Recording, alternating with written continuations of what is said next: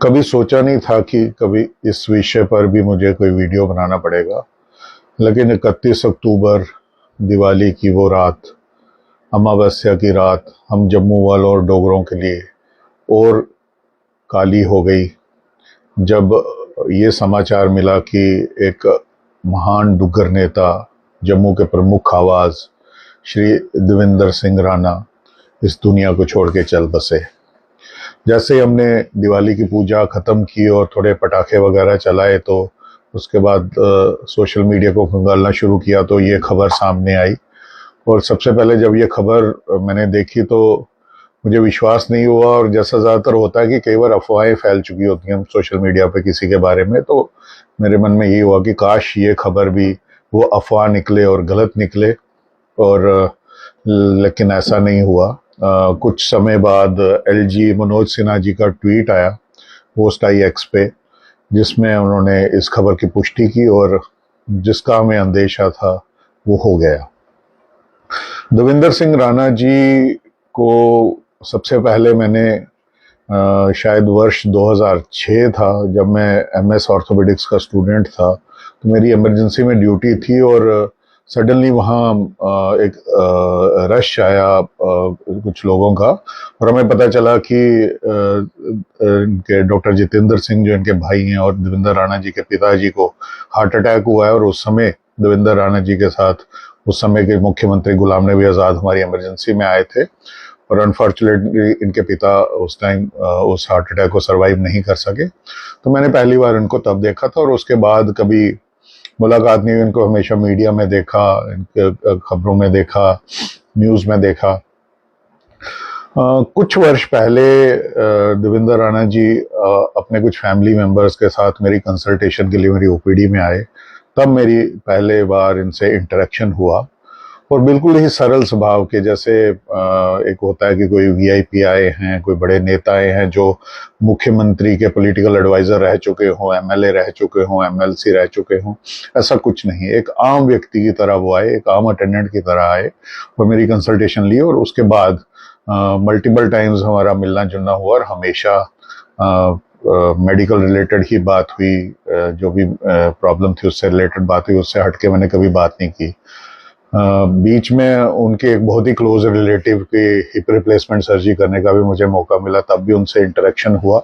और हमेशा हमने अपने प्रोफेशनल जो हमारी बात होती है मेडिकल से रिलेटेड, उसी पे इंटरेक्शन हुआ।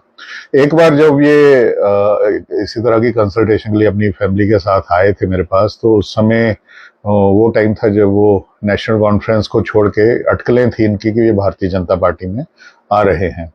तो उस समय मैंने पहली बार इनसे जस्ट वैसे ही पूछ लिया कि बहुत अफवाहें हैं बाजार में कि आप पार्टी चेंज कर रहे हैं। तो बहुत ही विटी थे और बहुत ही शार्प थे और वो समझ के मैं क्या पूछ रहा था। तो उन्होंने हिंट देते हुए कहा कि हाँ, जिस पार्टी की आइडियोलॉजी से आप सहमत हैं शायद हम भी उनसे सहमत हो जाएं। तो मुझे इशारा दे दिया कि ये शायद भारतीय जनता पार्टी को ज्वाइन करेंगे, और उसके बाद इन्होंने कुछ ही दिनों में भारतीय जनता पार्टी को ज्वाइन कर लिया। तो इस तरह का स्वभाव, बहुत ही सरल स्वभाव के व्यक्ति, और इतनी फैन फॉलोइंग इनकी, और सोशल मीडिया पे, व्हाट्सएप पे इनको कभी हम दिवाली पे विश करना तो उसका जवाब आता था। कभी मेरे आर्टिकल्स आते थे न्यूज़पेपर में या कुछ मेरी अचीवमेंट्स होती थी तो मैं शेयर करता था, उसका हमेशा जवाब देते थे एनकरेजिंग वर्ड्स के साथ।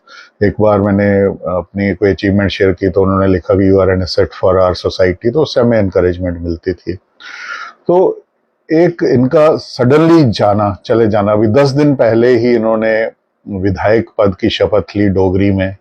और इनकी जिंदगी को देख के मुझे आनंद फिल्म के राजेश खन्ना की याद आई, जिसमें वो कहते थे कि जिंदगी बड़ी होनी चाहिए, लंबी नहीं।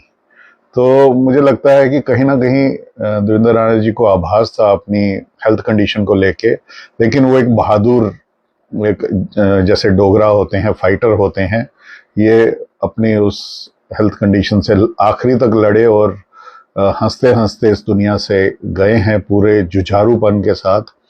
ही डिडंट गिव अप, ये उससे हार नहीं माने। और पूरी पब्लिक फंक्शन अटेंड करते हुए, पूरी पब्लिक लाइफ में रहते हुए सडनली दुनिया से चले गए, हमें अलविदा करके। इनके जाने से हमें बहुत बड़ी अपूर्णीय क्षति हुई है। ये चाहे आइडियोलॉजिकली अपोजिट पार्टी में रहे, नेशनल कॉन्फ्रेंस में, उसके बाद भारतीय जनता पार्टी में आए, लेकिन इनकी लोकप्रियता में कोई फर्क नहीं आया।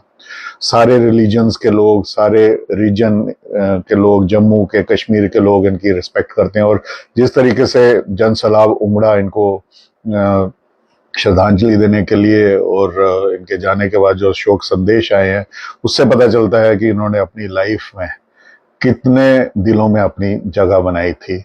तो उन्होंने जम्मू के इश्यूज को लेके, डोगरों को इशू को लेके नेशनल कॉन्फ्रेंस छोड़ के ये भारतीय जनता पार्टी में आए थे और जम्मू की बात करने वाले एक प्रमुख नेता थे। और अभी जो हाल ही में पॉडकास्ट हुई थी इनकी स्मिता प्रकाश के साथ, मैंने उसको पूरा देखा और मैं बहुत ही प्रभावित हुआ। इनके इंटेलेक्चुअल जो इनकी एबिलिटी थी, जिस तरीके से इन्होंने जवाब दिए उसके, तो वो एक नेता जिसमें इतनी डेप्थ थी और इनको एक प्रोमिनेंट रोल मिलने वाला था। मुझे जहां तक लगता था कि शायद लीडर ऑफ अपोजिशन भी ये होते। तो एक बहुत बड़ी अपूर्णीय क्षति हुई है जम्मू को, डोगरास को। और सच्ची श्रद्धांजलि उनको ये होगी कि जिस कार्य को लेके, जम्मू के कॉज को लेके, डोगरों के लिए ये बात करते रहे हैं, हम उस कॉज को अपने अंजाम तक पहुंचाएं और इनको जो इनका मिशन है, जम्मू को एक पूरा एक बराबर का हिस्सा मिले, उसको हम पूरा करें। मैं इनके परिवार को अपनी सहानुभूति देता हूँ, मेरे माय हार्टफेल्ट कंडोलेंसेस। और मैं से प्रार्थना करता हूँ कि इनके परिवार को पूरे इस समय उनके इस लॉस को सहन करने की परमात्मा शक्ति दे और श्री देवेंद्र सिंह राणा जी की आत्मा को शांति दे। माता वैष्णो देवी के ये भक्त थे, माता वैष्णो देवी अपने चरणों में इनको अपना स्थान दे। ओम शांति।